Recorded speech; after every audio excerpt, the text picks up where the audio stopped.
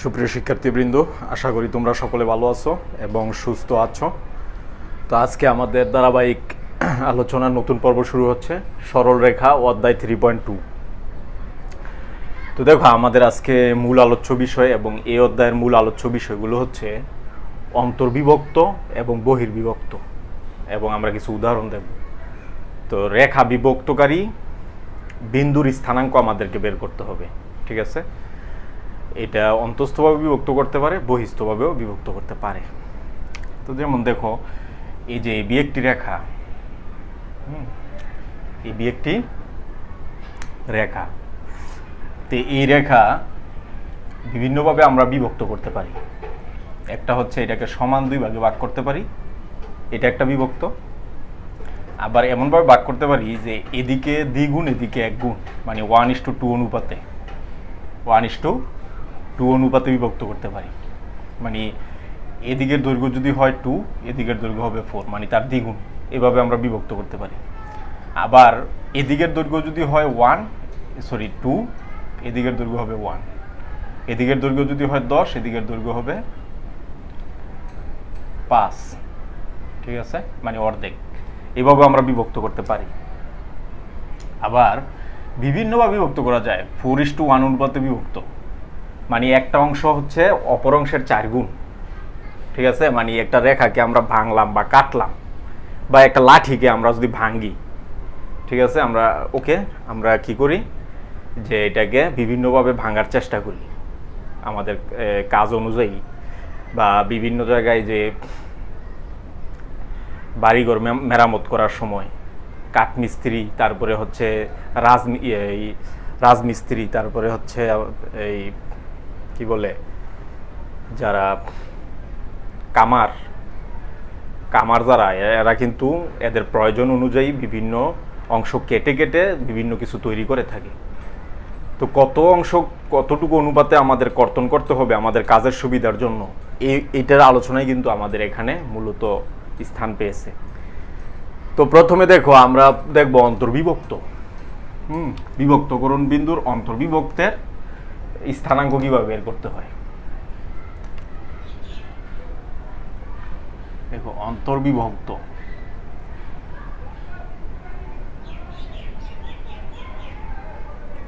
তো অন্তর্বিভক্তের ক্ষেত্রে আমাদের কি করতে হবে, আমরা ধরে নিচ্ছি যে এক্স ও এক্স প্রাইম এক্স অক্ষ, ওয়াই ও ওয়াই প্রাইম ওয়াই অক্ষ নির্দেশ করে। তাহলে কার্তেশীয় সমতলে এবি একটি রেখা, এবি একটি রেখা আমরা নিলাম, যেখানে এ বিন্দুর স্থানাঙ্ক হচ্ছে x1 y1, ওকে। বি বিন্দুর স্থানাঙ্ক হচ্ছে x2 y2।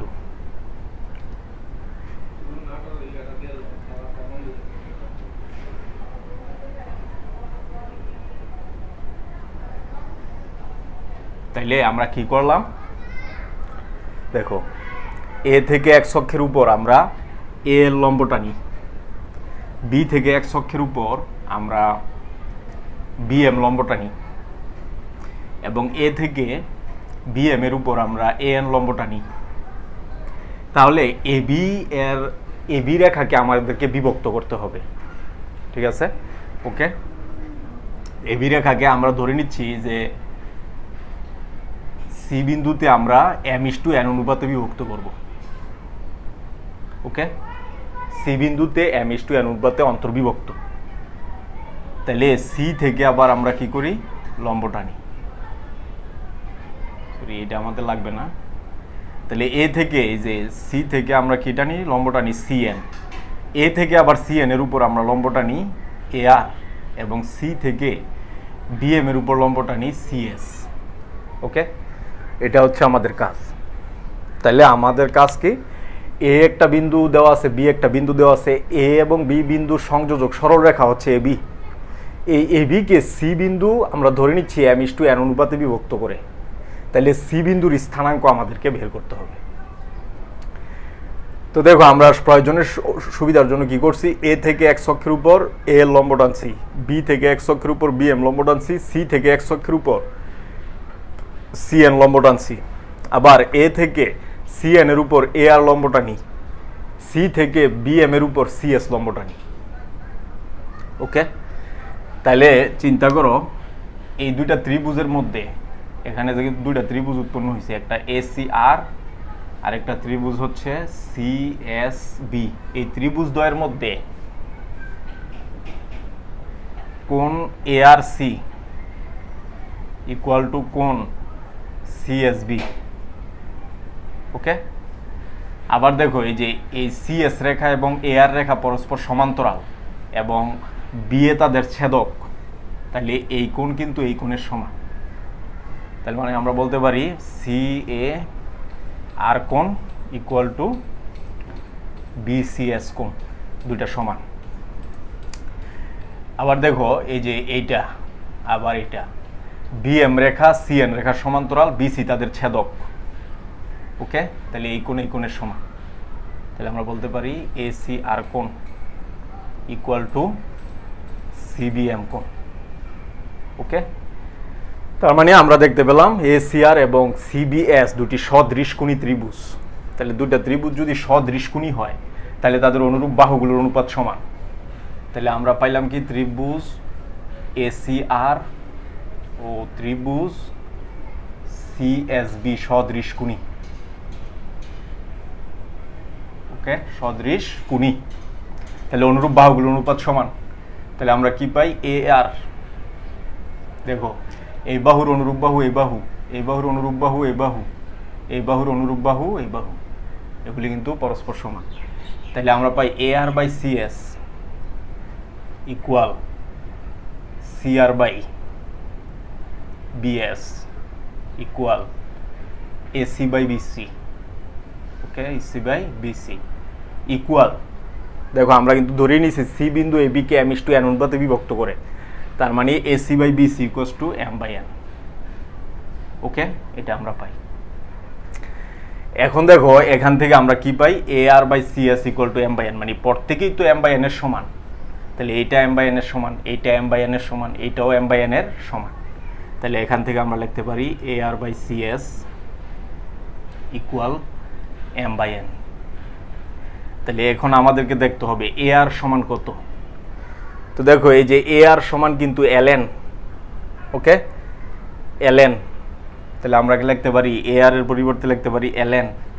সিএস এর পরিবর্তে আমরা কি লিখতে পারি সিএস এর পরিবর্তে এনএম, এটা আমরা লিখতে পারি। তাহলে এম বাই এন। তো এলএন কে আবার কি লেখা যায়, দেখো এলএন কে লেখা যায় O N minus OL. Okay, O N minus OL. NM কে কি লেখা যায়, এনএম কে লেখা যায় O M minus ON, O M minus ON equal to M by N. তাহলে আমরা ও এন সমান কত পাই, এই যে ও এন, এন বিন্দুর স্থানাঙ্ক, এন বিন্দুর স্থানাঙ্ক আমরা মানে সি বিন্দুর স্থানাঙ্ক আমরা ধরে নিচ্ছি এক্স ওয়াই। ওকে, তাহলে দেখো ও থেকে এন এই দূরত্বটা হবে কিন্তু এক্স, তাহলে এই দূরত্বটা হচ্ছে এক্স মাইনাস ওএল, ও থেকে এল এর দূরত্ব মানে এটা হচ্ছে এক্স ওয়ান, ওএম, ওএম হচ্ছে এক্স টু, ওএন, ওএন হচ্ছে x equal to M by N.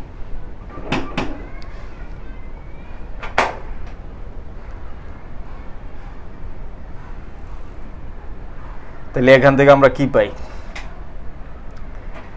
দুই পাশে আর আর গুণ করলে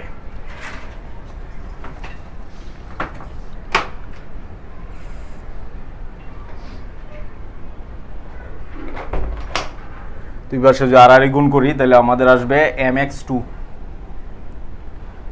M x two minus M X equal N x,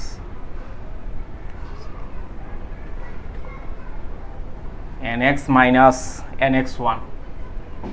ওকে, এটা আমরা পাই। তাহলে লক্ষ্য করো এখানে আমরা দেখো এক্স গুলিকে এক পাশে নিয়ে যাব, তাহলে এখানে মাইনাস এম এক্স আর এখানে মাইনাস, তাহলে এখানে আমরা লিখতে পারি m x two plus N x one equal to M x plus N x, এটা আমরা পাই।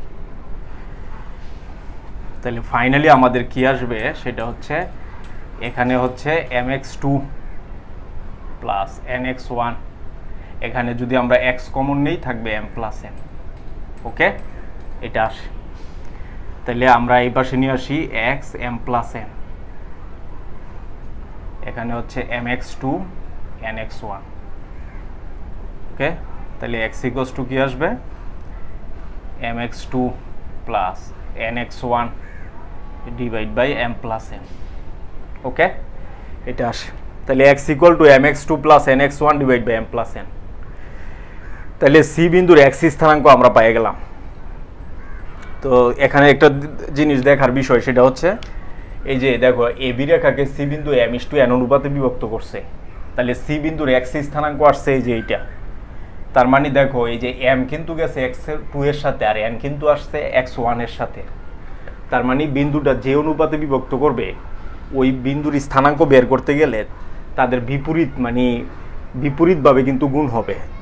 অর্থাৎ এম চলে যাবে এক্স টু এর সাথে, এন চলে আসবে এক্স ওয়ানের সাথে। ওকে, এটা হচ্ছে একটা। তাহলে এক্স এর মান আমরা পেয়ে গেলাম এটা। তাহলে দেখো এক্স এর মান আমরা কি পেলাম, এটা আমরা লিখে রাখি। এক্স এর মান পাইছি আমরা M x two plus N x one divide by M plus N. Okay, এটা আমরা পাইলাম। এরপরে দেখো আমরা যদি দ্বিতীয় অংশ নিয়ে কাজ করি, সি আর বাই বিএস, এটাও কিন্তু এম বাই এন। ওকে, তাহলে সি আর কত, দেখো সি আর এর পরিবর্তে আমরা কি লিখতে পারি, C N minus N R, C N minus N R. আর বিএস এর পরিবর্তে আমরা কি লিখতে পারি, বিএস সমান BM minus S M. Okay, m by N.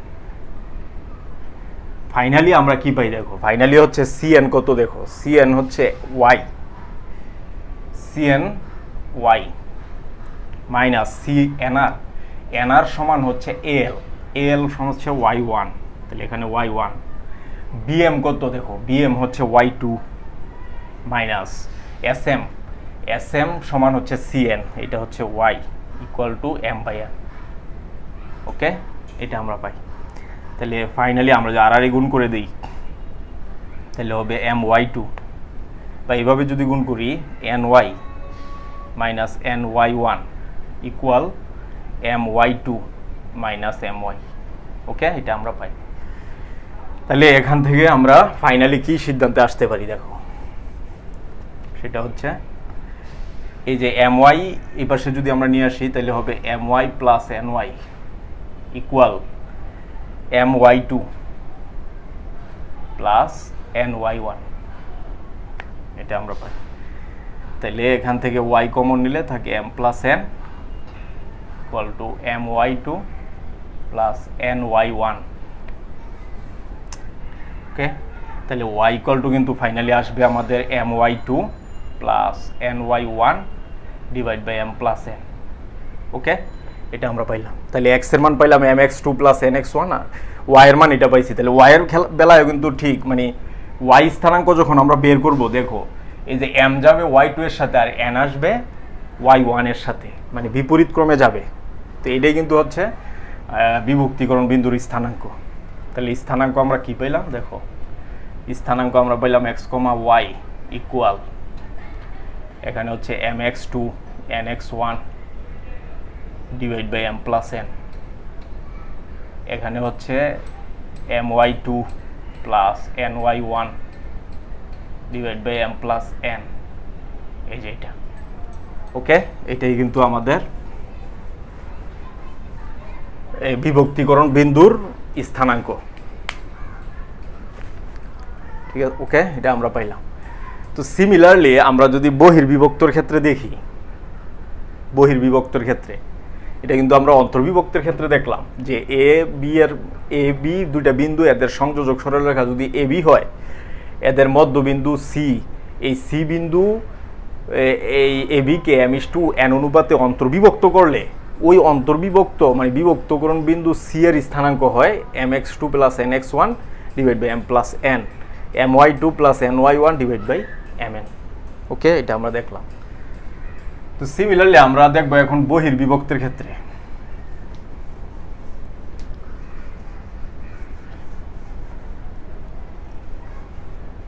বহির্বিভক্তের ক্ষেত্রে দেখো বহির্বিভক্তর ক্ষেত্রে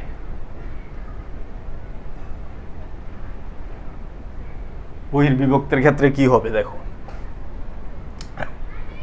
তা আমরা ধরে নিচ্ছি যে এক্স ও এক্স প্রাইম এক্স অক্ষ, এক্স ও এক্স প্রাইম এক্স অক্ষ, ওয়াই ও ওয়াই প্রাইম ওয়াই অক্ষ। কার্তেশীয় সমতলে যে কোনো একটি রেখা হচ্ছে এবি, এ বিন্দুর স্থানাঙ্ক হচ্ছে x1 y1, বি বিন্দুর স্থানাঙ্ক x2 y2। তাহলে এটাকে যদি আমরা বর্ধিত করি, আমরা এটাকে সি পর্যন্ত বর্ধিত করলাম, অর্থাৎ সি বিন্দু এবিকে বহিস্থভাবে, হ্যাঁ বহিস্থভাবে m:n অনুপাতে বিভক্ত করে। তাহলে আমরা কি করি, সি থেকে x অক্ষের উপর cn লম্ব টানি, বি থেকে x অক্ষের উপর bm লম্ব টানি, এ থেকে x অক্ষের উপর al লম্ব টানি।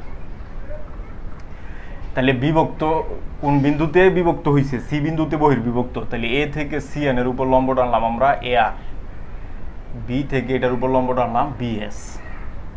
ওকে, তো দেখো এখানে দুইটা ত্রিভুজ, একটা হচ্ছে এ আর সি, এখন দেখো ত্রিভুজ এ আর সি ও ত্রিভুজ বিএসসি, এই দুইটার মধ্যে এই কোণ এই কোণের সমান, এই কোণ এই কোণের সমান, এই কোণ এই কোণের সমান। তাহলে ত্রিভুজ দুইটা সদৃশকোণী, তার মানে সি এ আর কোণ ইকুয়াল সিবিএস কোণ, আবার এ বি এসি আর কোণ ইকুয়াল এসি আর, মানে এই কোণ এই কোণের সমান, ইকুয়াল হচ্ছে বিসিএস কোণ। ওকে, মানে এই যে ত্রিভুজ বিসিএস একটা, সি এ আর একটা, এই দুটার মধ্যে এ সি আর কোণ যা, বিসিএস কোণ তা, এবং এ আর, হ্যাঁ এ আর সি কোণ ইকুয়াল বিএসসি কোণ। তাহলে ত্রিভুজ দুইটা কিন্তু সদৃশকোণী। তাহলে আমরা বলতে পারি যেহেতু প্রত্যেকটা কোণ সমান, দুইটা ত্রিভুজের প্রত্যেকটা কোণ সমান, মানে অনুরূপ কোণগুলি সমান, তাহলে ত্রিভুজ দুইটা সদৃশকোণী। ত্রিভুজ এসিআর ও ত্রিভুজ বিসিএস সদৃশকোণী। ওকে, সদৃশকোণী, তাহলে অনুরূপ বাহুগুলোর অনুপাত সমান। তাহলে আমরা বলতে পারি A R divide by BS equal CR by CS equal AC by হচ্ছে বিসি। এবং আমরা ধরে নিচ্ছি কিন্তু যে সি বিন্দু এ বি বাহুকে m:n অনুপাতে বহির্বিভক্ত করে, তাহলে এসি সমান এসি বাই বিসি সমান m/n। ওকে, এটা আমরা পাই। তাহলে লক্ষ্য করো এইটা এইটার সমান, এইটা এটার সমান, এইটা এটার সমান, প্রত্যেকের সমান। তাহলে আমরা লিখতে পারি A R divide by BS equal হচ্ছে m/n। তাহলে এ আর কত, চিত্র অনুযায়ী দেখো এ আর কত, এ আর এর পরিবর্তে ln লেখা যায়, ln ডিভাইড বাই ln কে লেখা, সরি বিএস কে কি লেখা যায়, দেখো বিএস কে লেখা যায় mn। ওকে, তাহলে ln কত, দেখো ln হচ্ছে on minus OL, on minus OL. mn কত, দেখো mn হচ্ছে on মাইনাস ওএম। ওকে, এটা তাহলে m/n। তাহলে ফাইনালি আমরা কি পাই, দেখো on কত, দেখো on হচ্ছে এই যে n বিন্দু বরাবর, এটাকে আমরা সি বিন্দুকে যদি আমরা xy ধরে নিই, দেখো আমরা ধরে নিচ্ছি এটা xy, তাহলে ওএন ও থেকে মূল বিন্দু থেকে n এর দূরত্ব হবে x, তাহলে এটা হচ্ছে x। ওএল কত, দেখো ওএল হচ্ছে x1 ডিভাইড বাই ওএন,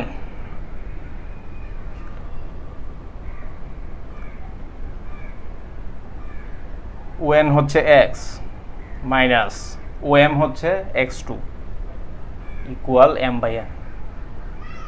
ওকে, এটা আমরা পাই। তাহলে ফাইনালি আমরা কি পাই, আর গুণ যদি আমরা করে দিই তাহলে হবে mx মাইনাস হচ্ছে mx2 ইকুয়াল nx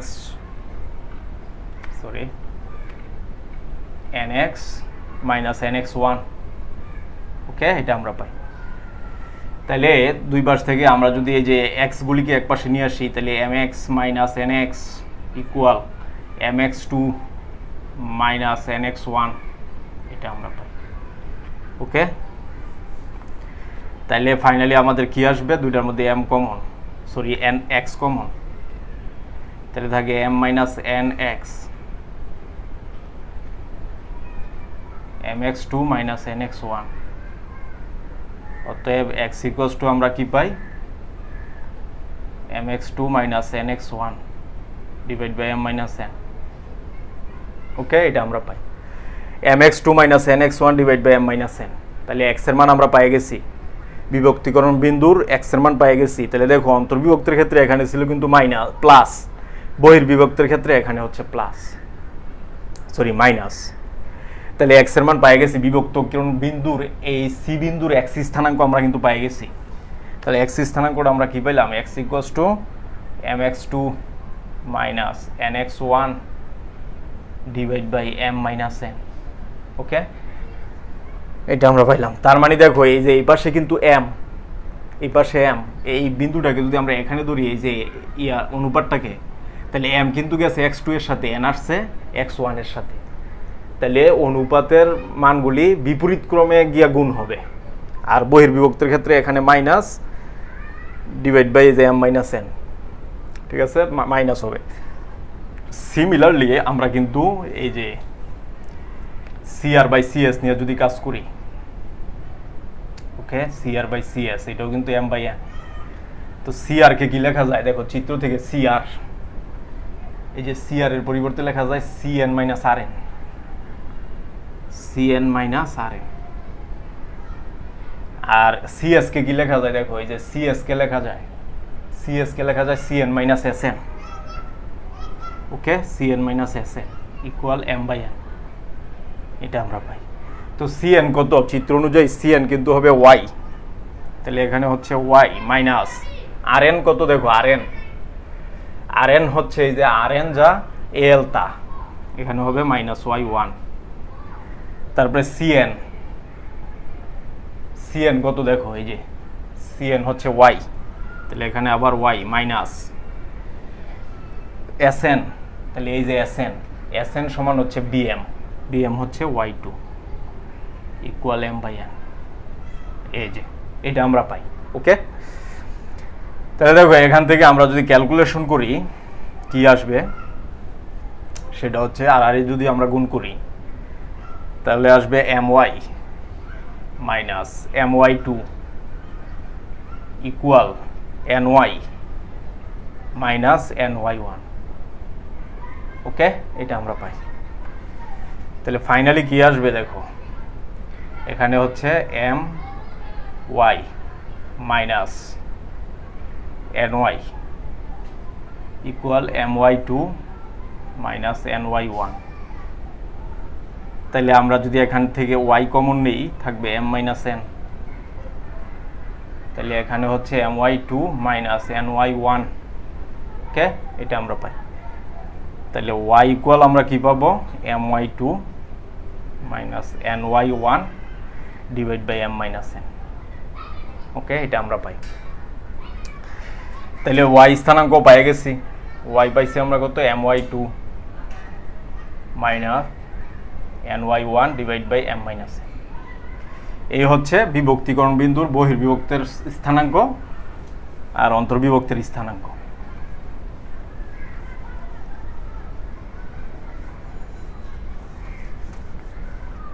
ওকে, তাহলে দেখো বহির্বিভক্তের অন্তর্বিভক্তের ক্ষেত্রে আমরা কি পাইছি, বিন্দুটা পাইছি x, y, x স্থানাঙ্ক হচ্ছে mx2 plus nx1 divide by হচ্ছে m plus n, my2 plus ny1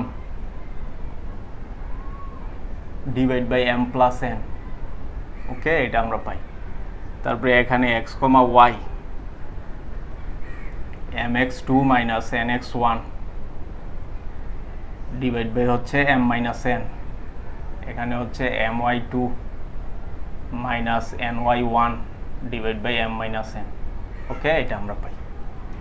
তাহলে অন্তর্বিভক্ত আর বহির্বিভক্তের মধ্যে পার্থক্য কিন্তু শুধুমাত্র একটা মাইনাসের। দেখো এখানে হচ্ছে প্লাস, এখানে মাইনাস, এখানে প্লাস, এখানে মাইনাস, এখানে প্লাস, এখানে প্লাস, এখানে প্লাস, এখানে মাইনাস, আর কোনো কিন্তু পার্থক্য নাই। ওকে, এটা হচ্ছে দুইটা রেখা বিভক্তকারী বিন্দুর স্থানাঙ্ক।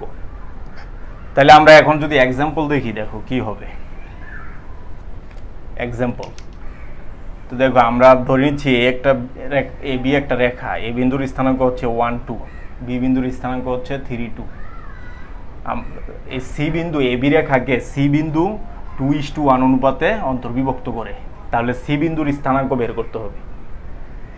তাহলে দেখো সি এর স্থানাঙ্ক, সি এর এক্স স্থানাঙ্ক, প্রথমে এক্স স্থানাঙ্ক, সি এর এক্স স্থানাঙ্ক এক্স ইকুয়াল টু কি হবে, এটা এম এটা এন। তাহলে এই যে 2 যাবে, প্রথমে এক্স স্থানাঙ্ক বের করতেছি, তাহলে শুধু এক্স নিয়ে কাজ করতে হবে। এটা হচ্ছে x1, এটা হচ্ছে x2, তাহলে এম কিন্তু যাবে x2 এর সাথে, তাহলে 2 × 3 মানে 6, মাঝে প্লাস, অন্তর্বিভক্তের ক্ষেত্রে মাঝে প্লাস। এই যে এন আসবে এই যে x1 এর সাথে, তাহলে এককে 1 ডিভাইড বাই দুইটার যোগফল, এই যে এটা এম এটা এন, দুইটার যোগফল দ্বারা ভাগ। ওকে, এটা আমরা কি পাই তাহলে 7 ডিভাইড বাই 3, এক্স স্থানাঙ্ক পাই গেছি। এরপরে সি এর ওয়াই স্থানাঙ্ক, এটা কি হবে, সিমিলারলি এখন আমাদের ওয়াই স্থানাঙ্ক বের করতেছি, তাহলে এই পাশে কিন্তু শুধু ওয়াইগুলি কাজ থাকবে। এটা হচ্ছে y1, এটা হচ্ছে y2, শুধু ওয়াই নিয়ে কাজ। তাহলে এই যে এটার সাথে y2, এটার সাথে y1, তাহলে 2 2 গুণ 4 প্লাস 2 ওকে 2 ডিভাইড বাই 2 যোগ 1, 4 আর 2 কত 6, আর 2 আর 1 3, তাহলে এখানে আমরা পাই 2। তাহলে আমরা দেখতে পেলাম যে বিন্দুর স্থানাঙ্ক কি চলে আসলো, x, y ইকুয়াল 7/3, 2। ওকে, এটাই হচ্ছে অ্যান্সার। তো বহির্বিভক্তের ক্ষেত্রে যদি আমরা দেখি কি আসবে, দেখো বহির্বিভক্তের ক্ষেত্রে মনে করো এ বি একটা বিন্দু, এ বি দুইটা বিন্দুর সংযোজক রেখা, এটাকে সি বিন্দু মনে করো 3:1 অনুপাতে বহির্বিভক্ত করছে সি বিন্দু। এই বিন্দুর স্থানাঙ্ক হচ্ছে 1 2, বি বিন্দুর স্থানাঙ্ক হচ্ছে 3 1।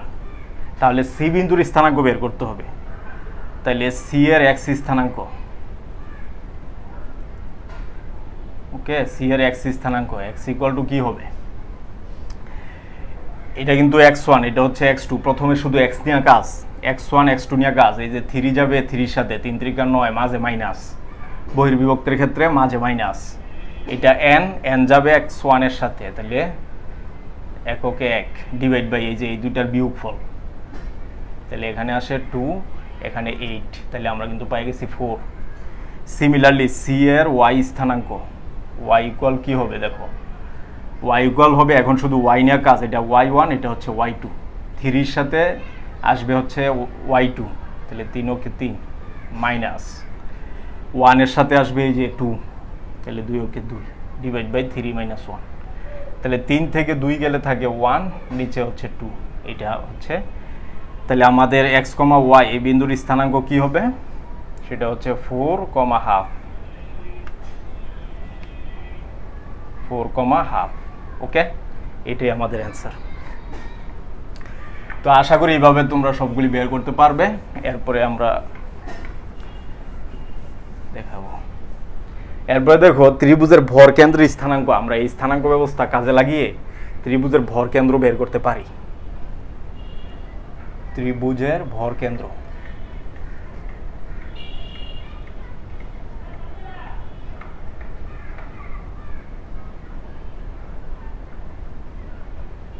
ওকে, ত্রিভুজের ভর কেন্দ্র। তাহলে আমরা জানি যে একটা ত্রিভুজ ABC, তো বর্গকেন্দ্র কাকে বলে, শীর্ষ থেকে মধ্যমা টানলে এরা যে বিন্দুতে ছেদ করে, এটাই তো বর্গকেন্দ্র, তাই না, এটাই কিন্তু বর্গকেন্দ্র। তাহলে আমরা ধরে নিচ্ছি এই বিন্দু হচ্ছে x1 y1, বি বিন্দু হচ্ছে x2 y2, সি বিন্দু হচ্ছে x3 y3, ওকে, এটা তাহলে যেহেতু এডি মধ্যমা আর এই ভরকেন্দ্র হচ্ছে জি, এটা আমরা ধরে নিলাম, এবং ভরকেন্দ্র আমরা জানি এডি মধ্যমাকে 2:1 অনুপাতে অন্তর্বিভক্ত করে, 2:1 অনুপাতে অন্তর্বিভক্ত করে।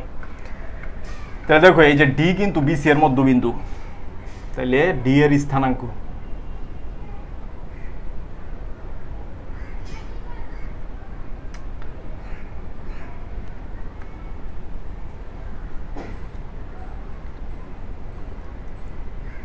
দেখো, ডি এর স্থানাঙ্ক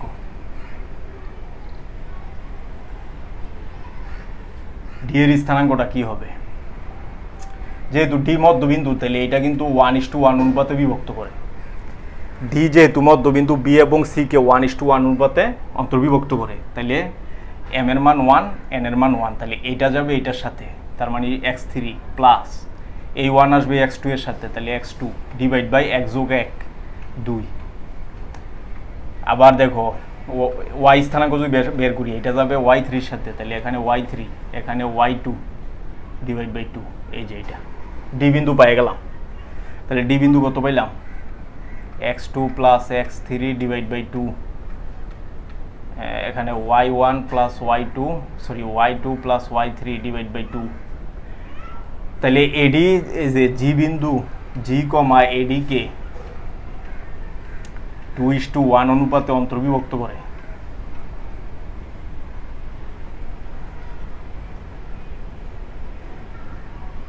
ওকে, অন্তর্বিভক্ত করে। তাহলে জি এর স্থানাঙ্ক কি হবে? দেখো জি এর স্থানাঙ্ক, ওকে, জি এর স্থানাঙ্ক কি হবে? এক্স স্থানাঙ্ক বের করি প্রথমে। জি এর স্থানাঙ্ক অর্থাৎ এক্স স্থানাঙ্ক হবে এই 2 এর সাথে এটা গুণ, এই যে এই পাশে 2, এই 2 আসবে এখানে আর এই 1 যাবে ওইটাতে, তাহলে 2 into x2 plus x3 divide by 2 plus 1 আসবে x1 এর সাথে, তাহলে 1 ইন্টু x1 ডিভাইড বাই এদের যোগফল দ্বারা ভাগ 2 প্লাস 1। ওকে, তাহলে দেখো এখানে 2 2 কাটা, উপরে থাকে শুধু x1 x2 plus x3 divide by হচ্ছে 3। এটা হচ্ছে জি বিন্দুর এক্স স্থানাঙ্ক। তাহলে জি বিন্দুর এক্স স্থানাঙ্ক আমরা পেয়ে গেলাম x equal to x1 x2 x3 divide by হচ্ছে 3। ওকে, সিমিলারলি আমরা যদি জি বিন্দুর ওয়াই স্থানাঙ্ক বের করি, তাহলে জি বিন্দুর ওয়াই স্থানাঙ্ক y ইকুয়াল টু হবে 2 এর সাথে y1 গুণ, তাহলে 2 into y2 plus y3 divide by 2 plus 1 into y1 divide by 2 plus 1, তাহলে নিচে হবে 3, তাহলে y1 plus y2 plus y3 divide by 3। Okay, তাহলে y স্থানাঙ্ক পেয়ে গেছি। তার মানে একটা ত্রিভুজের 3টা শীর্ষবিন্দু যদি দেওয়া থাকে, তাহলে তার ভরকেন্দ্রের স্থানাঙ্ক হবে কি দেখো। ওকে, তাহলে 3টা শীর্ষবিন্দু x1 y1 b of x2 y2 c of x3 y3, 3টা শীর্ষবিন্দু দেওয়া আছে, তাহলে তার ভরকেন্দ্রের স্থানাঙ্ক কি হবে? ভরকেন্দ্রের স্থানাঙ্ক হবে x, y equal x1 x2 x3 divide by 3, y1 y2 y3 divide by 3। Okay, এটা হচ্ছে আমাদের কাজ। তাহলে দেখো মনে করো একটা ত্রিভুজ দেওয়া আছে যার এ বিন্দুর স্থানাঙ্ক 1 2, বি বিন্দুর স্থানাঙ্ক -2 1, সি বিন্দুর স্থানাঙ্ক 3 2। তাহলে এই ত্রিভুজের ভরকেন্দ্রের স্থানাঙ্ক বের করতে হবে। তাহলে ভরকেন্দ্র কি? ভরকেন্দ্র জি এর স্থানাঙ্ক। দেখো জি এর স্থানাঙ্ক কি হবে? x1 x2 x3 যোগ, অর্থাৎ 1 -2 প্লাস 3 ডিভাইড বাই হচ্ছে 3, y স্থানাঙ্ক যদি আমরা বের করি y1 y2 y3, অর্থাৎ 2 plus 1 plus 2 2 plus 1 plus 2 divide by 3। তাহলে আমরা কি পাই এখানে? দেখো 3 আর 1 4, 4 থেকে 2 গেলে 2 থাকে, 3/2। এখানে হচ্ছে 2 আর 1 3, 3 আর 2 5, 5/3। ওকে, এটাই হচ্ছে আমাদের অ্যান্সার। তাহলে এইভাবে ত্রিভুজের 3টা শীর্ষবিন্দু যদি দেওয়া থাকে, আমরা সহজেই কিন্তু ওই ত্রিভুজের ভরকেন্দ্র বের করতে পারবো। তো এই পর্যন্ত আজকে ছিল আমাদের আলোচনা। আগামী ক্লাসে আমরা অধ্যায়ের ম্যাথ নিয়ে তোমাদের সামনে হাজির হব। সে পর্যন্ত সকলে সুস্বাস্থ্য কামনা করছি। আল্লাহ হাফেজ।